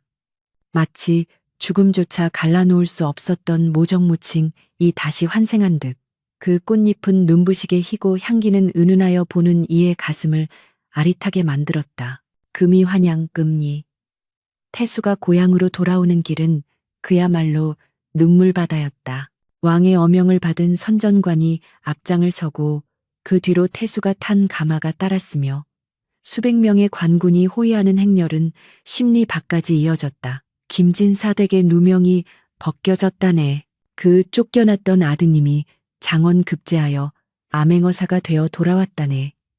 마을 사람들은 길가에 엎드려 통곡하며 태수를 맞이했다. 10년 전 그에게 돌을 던지고 침을 뱉었던 바로 그 사람들이었다. 개중에는 죄책감을 이기지 못해 땅에 머리를 돋으며 사죄하는 이들도 있었다. 태수는 가마에서 내려 그들을 하나하나 일으켜 세웠다. 그의 눈에는 원망 대신 깊은 연민이 담겨 있었다. 일어나십시오. 그대들의 죄가 아닙니다. 험한 세월이 우리를 그리 만든 것뿐입니다. 태수의 덕망에 사람들은 더욱 감복하여 눈물을 흘렸다. 태수는 가장 먼저 부모님의 유해를 수습하는 일부터 시작했다. 불타 무너진 안채 털을 파헤치는 작업은 고통스러운 의식이었다. 흙더미 속에서 불에 그을린 뼈 조각들이 발견될 때마다 태수는 오열하며 맨손으로 흙을 쓸어 담았다. 아버지가 계셨던 사랑채터에서 그리고 어머니가 마지막까지 자신을 지키려 했던 안방터에서 유해를 수습했다. 특히 조씨 부인의 유해 곁에서는 녹아내린 은장도 하나가 발견되었는데 그 은장도를 쥐고 있었을 어머니의 마지막 순간이 떠올라 태수는 한참이나 그 자리를 떠나지 못했다. 어머니, 차가운 흙바닥에서 얼마나 춥고 무서우셨습니까? 불효자 태수가 이제야 왔습니다. 이제야 어머니를 모시러 왔습니다. 그의 절규는 산천을 울렸고 지켜보던 하인들과 관군들도 모두 눈시울을 붉혔다. 태수는 왕이 하사한 하사금과 자신의 녹봉을 털어 김진사댁을 재건했다. 화려함보다는 단아함을 갖춘 기와집이 다시 세워졌고 집안 곳곳에는 매화나무를 심었다. 그리고 집의 가장 양지 바른 곳에 사당을 짓고 부모님의 위패를 모셨다. 사당의 현판에는 사친 스친 어버이를 그리워하다 이라는 두 글자를 직접 써서 걸었다. 집이 완성되던 날 태수는 성대한 제사를 올렸다. 전국에서 내로라 하는 선비들이 모여들어 김진사의 명예 회복을 축하하고 조씨 부인의 절개를 기리는 글을 바쳤다. 향연기가 구름처럼 피어오르고 재문지원을 읽는 소리가 끊이지 않았다. 태수는 술잔을 올리며 마음속으로 다짐했다. 다시는 이 땅에 억울한 죽음이 없게 하겠나이다. 부모님께서 목숨으로 지키신 이 나라의 정의를 소자가 붓과 칼로 지켜내겠나이다. 세월은 유수료슈와 같이 흘러 태수의 머리에도 하얗게 서리가 내려앉았다. 그는 조정에서 대제약, 다디허과 영의정 링기, 자디야, 사란을 역임하며 백성을 위한 정치를 펼치는 명제상으로 이름을 떨쳤다. 그는 평생 청렴결백했으며 특히 억울하게 죄를 뒤집어 쓴 사람들을 구제하는 일에 앞장섰다. 사람들은 그를 청백리 김대감이라 칭송했으나 태수는 권력의 정점에 있을 때도 미련 없이 관직을 내려놓고 낙향했다. 화려한 한양 생활보다는 부모님의 영혼이 깃든 고향집에서 매화나무를 가꾸며 여생을 보내고 싶었기 때문이었다. 어느 늦가을 저녁 태수는 사랑채 산마루에 앉아 손자들을 무릎에 앉히고 있었다. 아이들은 할아버지의 옛날 이야기를 듣는 것을 가장 좋아했다. 할아버지는 어릴 때 회초리를 맞고 쫓겨나셨다면서요? 그게 정말입니까? 철없는 손자의 질문에 태수는 허허 웃으며 고개를 끄덕였다. 그럼 맞았지. 아주 호되게 맞았단다. 종아리에 피가 줄줄 흐를 정도로 맞았지. 아이들은 눈을 동그랗게 뜨고 물었다. 많이 아프셨겠어요. 그 할머니가 밉지 않으셨어요? 태수는 잠시 눈을 감고 옛 추억에 잠겼다. 찢어지는 듯한 고통, 억울함, 그리고 그 뒤에 숨겨져 있던 진실. 그는 손자의 머리를 쓰다듬으며 부드러운 목소리로 말했다. 아프고 미웠지. 그때는 세상이 무너지는 줄 알았단다. 하지만 얘야, 세월이 흐르고 보니 알게 되었단다. 나를 때린 것은 회초리가 아니라 어머니의 찢어지는 심장이었다는 것을, 나를 내쫓은 것은 미움이 아니라 죽음의 구렁텅이에서 나를 건져 올리려는 가장 위대한 사랑이었다는 것을 말이다. 태수의 눈가에 맺힌 물기가 저녁 노을빛을 받아 보석처럼 빛났다. 사랑에는 여러 가지 모양이 있단다. 달콤한 사탕 같은 사랑도 있지만 때로는 쓴 약처럼 고통스러운 사랑도 있는 법이다. 너희들도 살다 보면 이해할 수 없는 아픔을 겪을 때가 있을 게다. 그때마다 기억하거라. 눈에 보이는 것이 전부는 아니라는 것을. 차가운 눈보라 속에서도 매화가 꽃을 피우듯 가장 혹독한 시련 속에 가장 따뜻한 진심이 숨어 있을 수도 있다는 것을 말이다. 아이들은 아직 그 깊은 뜻을 다 이해하지 못한 듯 고개를 갸웃거렸지만 할아버지의 따뜻한 품속에서 평온함을 느꼈다. 태수는 아이들을 돌려보내고 홀로 사당으로 향했다. 오늘은 조씨 부인이 돌아가신 기일이었다. 밤이 깊어지자 주인은 적막강산으로 변했고 하늘에는 둥근 보름달이 떠올라 사당 앞을 환하게 비추었다. 태수는 향을 피우고 절을 올렸다. 향 연기 사이로 어머니의 영정 그림이 은은하게 흔들렸다. 그림 속의 조씨 부인은 회초리를 들고 있던 그날의 무서운 표정이 아니라 꿀물을 건네주던 다정한 미소를 짓고 있었다. 어머니 들리십니까? 오늘따라 매화 향기가 유난히 짙습니다. 태수는 사당 문을 열어두고 뜰로 내려섰다. 10년 전 잿더미 속에서 살아남았던 그 매화나무는 이제 거목이 되어 사당 지붕을 덮을 만큼 자라 있었다. 바람이 불자 하얀 꽃잎들이 눈처럼 흩날려 태수의 어깨와 머리 위에 내려앉았다. 태수는 떨어지는 꽃잎 하나를 손바닥에 받아들었다. 차가우면서도 따뜻한 기묘한 감촉이었다. 어머니, 저는 행복합니다. 비록 몸은 떨어져 있었으나 제 인생의 매 순간 어머니는 저와 함께 계셨습니다. 제가 배고픔에 지쳐 쓰러질 때 저를 일으켜 세운 것은 어머니의 그 매질이었습니다. 관직에 나아가 불의와 타협하고 싶은 유혹이 들 때마다 저를 꾸짖은 것도 어머니의 그날의 호통이었습니다. 어머니가 저를 살리셨고 어머니가 저를 키우셨습니다. 태수는 매화나무 둥치를 어루만졌다. 거친 나무 껍질의 감촉이 마치 어머니의 굳은 살 박인 손처럼 느껴졌다. 이제 머지않아 저도 어머니 곁으로 가겠지요. 그때가 되면 다시 한번 저를 안아주시겠습니까? 그때는 회초리 대신 따뜻한 밥 한 그릇 차려주시겠습니까? 태수는 혼잣말을 하며 쓸쓸하게 그러나 편안하게 웃었다. 어디선가 불어온 바람이 태수의 옷자락을 흔들고 지나갔다. 마치 그래, 고생 많았다. 내 아들. 하고 속삭이는 어머니의 목소리 같았다. 밤은 깊어 삼경산, 예르를 알리는 북소리가 멀리서 들려왔다. 태수는 사당 앞 산마루에 걸터 앉아 하염없이 달을 바라보았다. 달빛 아래 흐드러지게 핀 매화꽃들이 바람에 몸을 맡기고 춤을 추었다. 그것은 슬픈 춤이 아니었다. 긴 겨울을 이겨내고 피어난 생명의 춤이었고 죽음을 넘어선 사랑의 승리를 알리는 환희의 춤이었다. 태수는 눈을 감고 그 향기에 취했다. 그의 마음속에는 더 이상 억울함도 분노도 슬픔도 없었다. 오직 봄날의 햇살 같은 따스함과 평화만이 가득했다. 매화는 지고 피기를 반복할 것이다. 그리고 김진사 댁의 이야기도 그 가슴 아픈 모성애의 전설도 매화 향기를 타고 대대로 전해질 것이다. 찢어지는 살점과 함께 끊어낸 줄 알았던 천류는 사실 뼈와 살을 깎아 더욱 단단하게 이어진 영원한 끈이었음을 태수의 입가에 엷은 미소가 번졌다.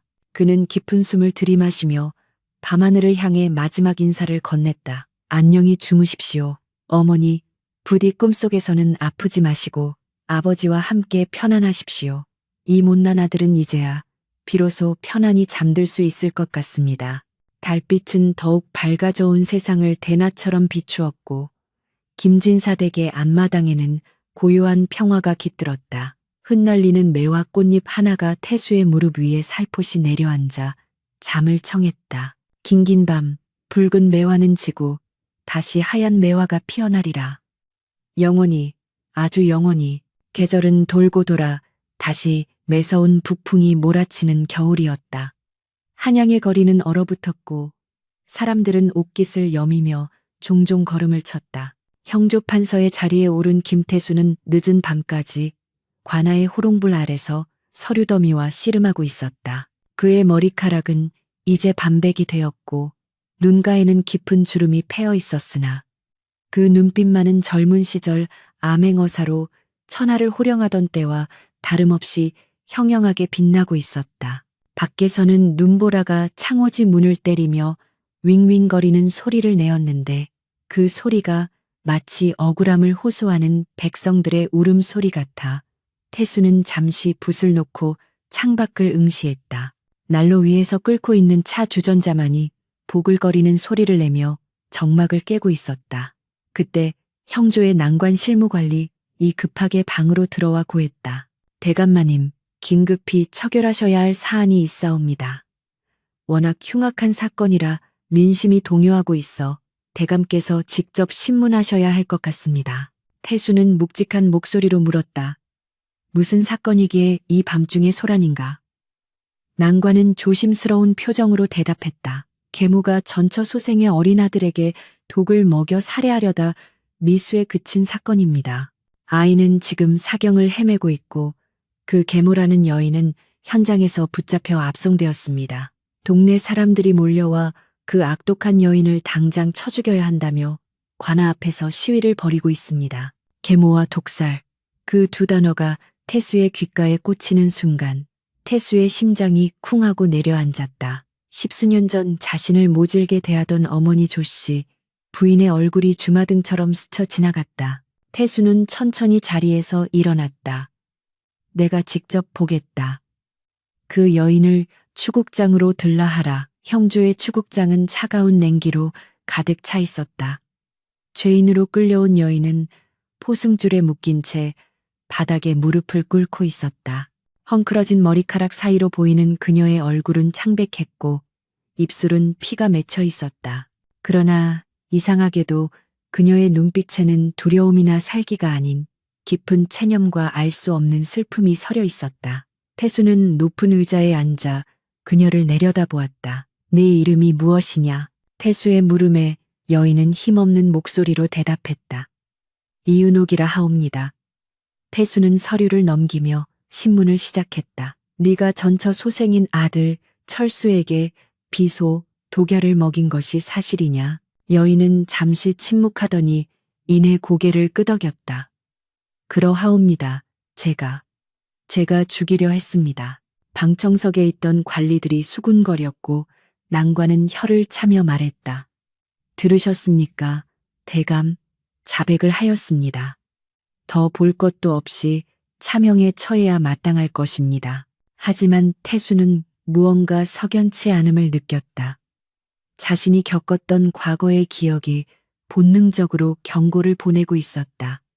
세상에 드러난 진실이 전부가 아닐 수도 있다. 태수는 손을 들어 좌중을 조용히 시키고 다시 물었다. 어찌하여 아이를 죽이려 했느냐?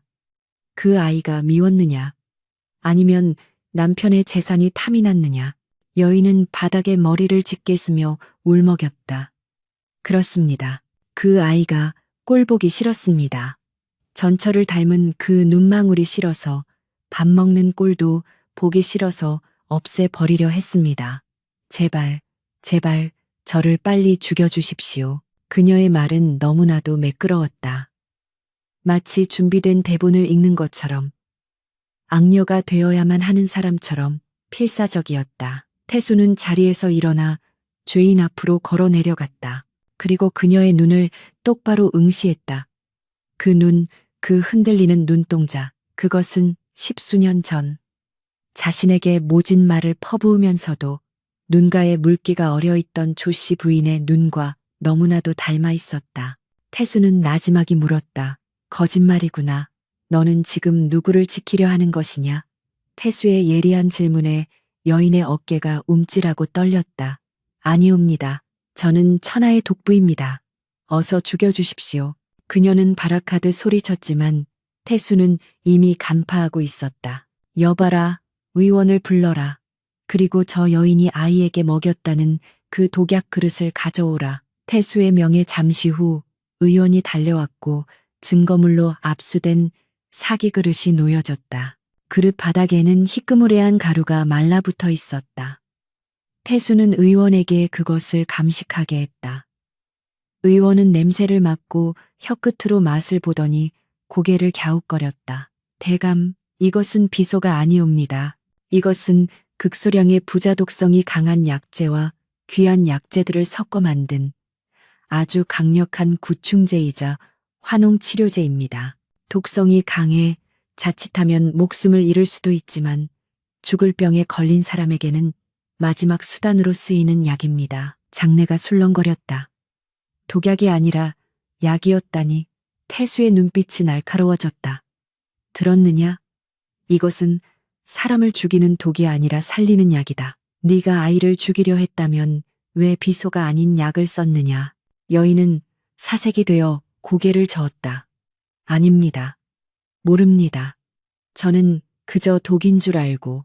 태수는 난관에게 즉시 아이의 상태를 다시 확인하고 아이의 병증에 대해 자세히 알아오라고 명했다. 잠시 후 난관이 헐레벌떡 뛰어와 보고했다. 대감, 아이가 깨어났습니다. 뱃속에서 엄청난 양의 기생충을 토해내고 목에 났던 큰 종기가 터지면서 고열이 내렸다고 합니다. 의원 말로는 그 약을 쓰지 않았다면 오늘 밤을 넘기지 못했을 거라고 합니다. 반전이었다. 여인은 아이를 죽이려 한 것이 아니라 이름 모를 괴질에 걸려 다 죽어가던 아이를 살리기 위해 자신의 목숨을 걸고 독성이 강한 약을 썼던 것이다. 혹여나 아이가 잘못되면 자신이 독살범으로 몰릴 것을 알면서도, 아니, 아이가 살아나더라도 그 독한 약을 썼다는 이유로 비난받을 것을 각오하고 감행한 일이었다. 태수는 여인 앞에 쭈그리고 앉아 그녀의 포승줄을 풀어주었다. 왜 사실대로 말하지 않았느냐? 아이를 살리려 했다고 왜 변명하지 않았느냐? 여인은 그제야 참았던 눈물을 터뜨리며 오열했다. 제 출신이 무당의 딸입니다. 천한 무당의 딸이 양반집에 후처로 들어왔다고 시댁 식구들이 저를 벌레 보듯 했습니다. 만약 제가 약을 썼다고 하면 무당년이 구슬하거나 이상한 짓을 해서 아이를 잡았다고 할 것이 뻔했습니다. 아이 아버지는 멀리 장사를 나가 있고 시어머니는 아이가 아픈 것을 제 탓으로 돌리며 저를 내쫓으려 했습니다. 아이는 숨이 넘어가는데 의원들도 다 포기했는데 제가 아는 비법은 이것뿐이었습니다. 살리고 싶었습니다. 제 배 아파 낳지는 않았지만 저를 따르며 어머니라고 불러주는 그 불쌍한 것을 제 목숨을 바꿔서라도 살리고 싶었습니다. 태수는 눈을 감았다. 뜨거운 것이 목구멍으로 넘어왔다. 이 여인에게서 자신의 어머니 조씨 부인이 보였다. 핏줄이 아니라는 이유로, 출신이 천하다는 이유로 세상의 편견과 싸워야 했고 결국 자식을 지키기 위해 스스로 악역을 자처해야 했던 그 숭고하고도 슬픈 운명이 여기 또 있었다. 태수는 여인의 손을 따뜻하게 잡아주었다. 부인, 고개를 드시오. 당신은 죄인이 아니오. 당신은 어머니입니다. 태수는 즉시 판결을 내렸다. 이 사건은 계모의 독살 미수가 아니라 현명한 어머니가 죽어가는 자식을 구한 효행이다. 내일을 조정에 보고하여 포상을 내리고 이 여인을 모해한 자들을 엄히 다스릴 것이다. 그리고 태수는 직접 붓을 들어 방을 써서 관아 앞에 붙였다. 백성들은 처음에는 의아해했으나 전후 사정을 듣고는 모두 고개를 숙이며 여인을 칭송했다. 시어머니와 시댁 식구들은 부끄러움에 얼굴을 들지 못하고 도망치듯 사라졌다. 며칠 뒤 아이가 완쾌되어 여인의 손을 잡고 관아로 찾아왔다. 대감마님, 우리 어머니를 살려주셔서 고맙습니다. 아이가 고사리 같은 손으로 절을 하자 태수는 아이를 안아 올려 무릎에 앉혔다. 아니다. 내 어머니가 너를 살린 것이다. 평생 어머니께 효도해야 한다. 알겠느냐? 아이는 힘차게 고개를 끄덕였고 여인은 감격의 눈물을 흘리며 태수에게 절을 올렸다. 대감의 은혜 죽어서도 잊지 않겠습니다. 그들이 돌아가는 뒷모습을 바라보며 태수는 오랫동안 그 자리에 서 있었다. 겨울바람이 매섭게 불었지만 태수의 가슴속은 어느 때보다 따뜻했다. 그는 소매 속에서 어머니가 남겼던 낡은 은장도를 꺼내어 어루만졌다. 어머니, 보고 계십니까? 세상에는 아직도 어머니와 같은 분들이 계십니다. 제가 오늘 그분들을 지켰습니다. 어머니를 지키지 못했던 이 못난 아들이 오늘은 또 다른 어머니를 지켜냈습니다. 그날 밤 태수는 꿈을 꾸었다. 꿈속에서 그는 다시 소년이 되어 고향집 마당에 서 있었다. 매화나무 아래서 조씨 부인이 그를 향해 손짓하고 있었다. 그녀의 얼굴은 더 이상 슬프지 않았다. 환한 미소와 함께 그녀가 입을 열었다. 장하다, 내 아들, 참으로 장하다. 태수가 달려가 어머니의 품에 안기자 따뜻한 매화 향기가 그를 감싸 안았다. 꿈에서 깬 태수의 베개는 눈물로 젖어 있었지만 그의 얼굴에는 평온한 미소가 서려 있었다. 세월은 계속 흘러갔다. 태수는 관직에서 물러나 고향으로 낙향한 뒤 후학을 양성하며 여생을 보냈다. 그는 제자들에게 항상 강조했다. 법은 차가운 칼날이 아니라 사람의 눈물을 닦아주는 따뜻한 손수건이어야 한다. 보이는 것에 현혹되지 말고 그 이면에 숨겨진 마음을 보라. 그의 가르침은 수많은 명관을 배출했고 그의 이야기는 전설이 되어 입에서 입으로 전해졌다. 김진사 댁의 매화나무는 해마다 어김없이 꽃을 피웠다. 태수가 늙어 병들어 눕게 되었을 때 그는 침상에서 창밖의 매화나무를 바라보며 마지막을 준비했다. 자손들이 그의 곁을 지키며 눈물을 흘리고 있었다.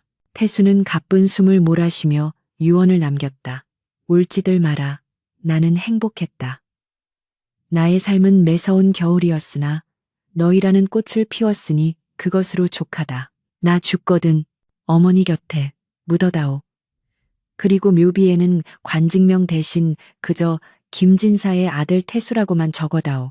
태수가 눈을 감는 순간 방 안 가득 매화 향기가 진동했다. 마치 하늘에서 그를 맞이하러 온 선녀들의 옷자락 냄새처럼 혹은 어머니의 품 냄새처럼 그윽하고 포근했다. 밖에서는 바람이 불어 매화 꽃잎이 눈처럼 흩날려 태수의 방 안으로 들어왔다. 꽃잎 하나가 그의 감은 눈 위에 살포시 내려앉았다. 그것은 긴 여행을 마치고 집으로 돌아온 나그네에게 주는 자연의 마지막 입맞춤이었다. 김태수, 그는 갔으나 그의 이야기는 남았다. 사람들은 봄이 되어 매화가 필 때면 악독한 계모의 탈을 쓰고 아들을 살려낸 조씨 부인의 사랑과 그 사랑을 깨닫고 세상을 널리 이롭게 한 태수의 삶을 이야기했다. 그 이야기는 팍팍한 세상을 살아가는 사람들에게 고통 속에서도 결코 희망을 놓지 말라는 따뜻한 위로가 되어 주었다. 김진사 댁의 옛터에는 지금도 오래된 매화나무 한 그루가 서 있다. 사람들은 그 나무를 효열매, 쇼리매라 부른다. 달이 밝은 밤이면 그 나무 아래서 두 개의 그림자가 정답게 이야기를 나누는 모습이 보인다는 소문이 돌지만 그것이 바람에 흔들리는 나뭇가지인지 아니면 정말로 다시 만난 모자의 영혼인지는 아무도 알 수 없다. 다만 확실한 것은 그곳에 피는 매화가 세상 어떤 꽃보다 붉고 아름답다는 사실뿐이다. 그의 겨울, 눈 덮인 산하산